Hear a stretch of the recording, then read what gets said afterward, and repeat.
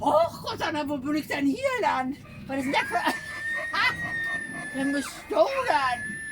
Ich höre, es kommt mit den langen Griffels weg.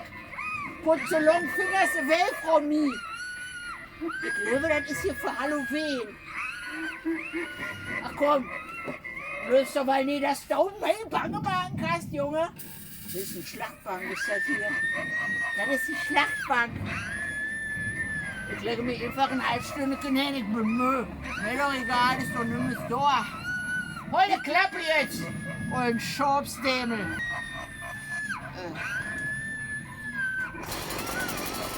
Ah!